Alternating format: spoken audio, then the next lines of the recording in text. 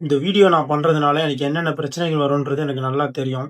இருந்தாலும் நான் பண்றேன் அப்டின்னா, இந்த விஷயம் எல்லாருக்கும் தெரியணும். அப்படின்ற ஒரே நோக்கத்துக்காக தான் இந்த வீடியோவ நான் பண்றேன். தயவு செஞ்சு எல்லாரும் அந்த வீடியோவ கண்டிப்பா ஷேர் பண்ணணும். இது யார் தடுத்தாலும் இந்த உண்மை போய் எல்லா மக்களையும் சேரணும். வணக்கம். நான் உங்க நிதிஷ் முரளிமோகன். திண்டுக்கல் ஒட்டஞ்சத்திரத்தை சேர்ந்த 24 வயது இளைஞன் பட்டியலினத்தை சேர்ந்த திரு பெருமாள் அவர்கள் ரொம்ப கொடூரமான முறையில கொல்லப்பட்டார். இத பத்தி 2 நாளைக்கு முன்னாடியே நான் ஒரு வீடியோ போட்டிருந்தேன். அதாவது 29ஆம் தேதி ஈவினிங் பார்த்தீங்கன்னா, இவரு கிளம்பி போறாரு. எங்க போறாருன்னு பார்த்தீங்கன்னா, அவர் அங்க இருக்கக்கூடிய பக்கத்துல இருக்கக்கூடிய ஒரு கல்லு மேனுஃபேக்சரிங் பண்ணக்கூடிய ஒரு கம்பெனில தான் வொர்க் பண்றாரு. அந்த கம்பெனிக்கு ஒரு சம்பள பாக்கி 2 மாசம் இருக்கிறதுனால, ஸ்ரீதர்ன்னு சொல்லக்கூடிய ஒரு நண்பரும், இவரும் 2 பேரும் அந்த கம்பெனி நோக்கி போறாங்க. அந்த கம்பெனி யாருதுன்னு பார்த்தீங்கன்னா, திமுகவை சேர்ந்த அமைச்சர் சக்கரபாணி அவர்களுடைய பினாமியான பன்னீர்செல்வம் அவர்கள் தான் அந்த ஃபேக்டரி. அந்த ஃபேக்டரிக்கு இவங்க போறாங்க. சம்பள பாக்கி வாங்குறதுக்காக போறாங்க. ஆனா போயும் ஈவினிங் ஆயும் அவர் வராதனால அவங்க அம்மா ஃபோன் பண்ணி கேட்குறாங்க. ஃபோன் பண்ணி கேட்கும்போது அவர் என்ன சொல்றாருன்னு பார்த்தீங்கன்னா, "நான் வாங்கிட்டு இருக்கேன், வரேன்" அப்படின்றது தான் அவர் கடைசியா சொல்லக்கூடிய பதில். இந்த மாரி சொன்னோனே அவங்க கூட போன நண்பர்கள்லாம் வந்துட்டாங்க. வந்தோனே அவன் வாங்கிட்டு பின்னாடி வரேன்னு சொன்னதாக தகவல் வருது. அதோட அவர்கிட்ட இருந்து கான்டாக்ட் மொத்தமா கட் ஆயிடுச்சு. அன்னைக்கு மறுநாள் 30ஆம் தேதி மறுநாள் காலையில பார்த்தீங்கன்னா, ஜவாது தோப்புன்னு சொல்லக்கூடிய கிராமத்துல அங்க இருக்கக்கூடிய பாலத்துக்கு கீழ மேம்பாலத்துக்கு கீழ இருக்கக்கூடிய ஆத்துல அவருடைய பிணம் நிர்வாண முறையில மிதக்கிட்டு இருக்குது. இறந்து கிடக்குறாரு அவரு.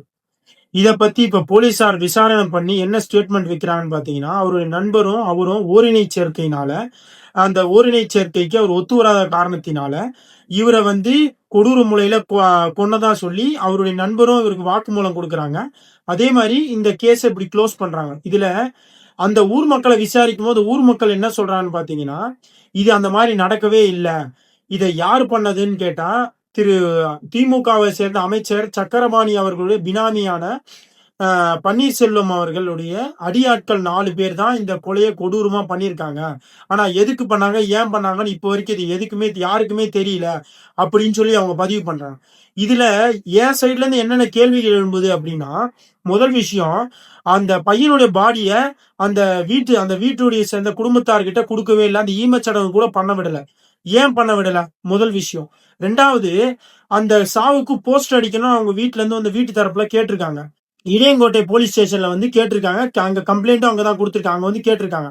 அந்த போஸ்டர் கூட அடிக்க விடல. ஏன் அடிக்க விடல? அதுவும் இல்லாம இப்போ ஓரினை சேர்க்கைன்னு நீங்க சொல்றீங்க கரெக்ட் ஓகே. ஆனா இப்போ அந்த அளவுக்கு கொடூர முறையில கொல்லணும். அதாவது எப்படி கொண்டிருக்காங்கன்னா, அவனுடைய ஷோல்டர்ல ட்ரில்லிங் மிஷின் வச்சு ட்ரில் போட்டிருக்காங்க. அது மட்டும் இல்லாம அவனுடைய பின்னந்தலையில பயங்கரமா அடிச்சு ரத்தம் போற அளவுக்கு அவன ரொம்ப கதற வச்சு, அவன கத்த வச்சு, அவன் நாக்க கட் பண்ணி, அவன் இடுப்புல வெட்டி, சைலன்சர் வச்சு சூடு வச்சு, இந்த அளவுக்கு கொடூரமா கொலை பண்ற அளவுக்கு ஒரு மிருகமா அந்த ஓரினை சேர்க்கை இதுக்காக அவன் இது பண்ணலன்றதுக்காக இந்த அளவுக்கு ஒரு கொடூரமா யாருன்னா கொலை பண்ணுவாங்க? இது ஒரு கேள்வி. அதே மாரி இன்னொரு விஷயம் என்னன்னா, இப்போ ஸ்டில் நவ் வரைக்கும் எந்த பிரபலமான யூடியூபரோ, இல்ல இன்ஸ்டாகிராம் பிரபலமோ, இல்ல ஏதோ ஒரு நியூஸ் சேனலோ யாருமே இந்த நியூஸை ஒரு பொருட்டாவே மதிக்காம யாருமே கவரும் பண்ணல. இத பத்தி மக்களுக்கும் எடுத்துட்டு போய் சேர்க்கல யாருமே. ஆனா இப்ப இருக்கிற நியூஸ் சேனல்ஸும் சரி, யூடியூபர்ஸும் சரி என்ன போடுவாங்கன்னா, இந்த செலிபிரிட்டி கல்யாணம் ஆனது, இந்த செலிபிரிட்டி இவன வச்சிருக்கான், அவன வச்சிருக்கான். இதெல்லாம் மக்களுக்கு தேவை கிடையாது. மக்களுக்கு தேவையான விஷயம் என்னன்னா, இந்த மாரி சின்ன அதாவது தன்னுடைய உணவு கூட ஒருவேளை உணவு கூட கஷ்டப்படுற மக்களுக்கு நடக்கக்கூடிய கஷ்டங்கள் தான் போய் தமிழ்நாட்டில் இருக்கக்கூடிய மக்களுக்கு மட்டும் இல்ல உலகத்தில் இருக்க மக்களுக்கு அனைவருக்கும் சேர்றது தான் நம்மளுடைய மாதிரி மீடியா துறையில் இருக்கக்கூடிய நபர்களுடைய வேலை. அதை விட்டுட்டு அந்த நடிகர் என்ன பண்ணாரு, இந்த நடிகர் என்ன பண்ணாரு, அவன் என்ன பேசுறான், இவன் என்ன பேசுறான்றது போய் எடுத்துட்டு போய் மக்கள்கிட்ட சேர்க்கறதுக்கு மீடியா துறை கிடையாது.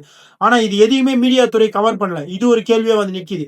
அந்த ஆக மொத்தத்துல அந்த ஊர்தார்கள் என்ன சொல்றாங்கன்னு கேட்டீங்கன்னா, அந்த கொலைய அவங்களுடைய நண்பர் பண்ணவே இல்ல. அந்த ஓரினை சேர்க்கைலாம் அது காரணம் கிடையாது.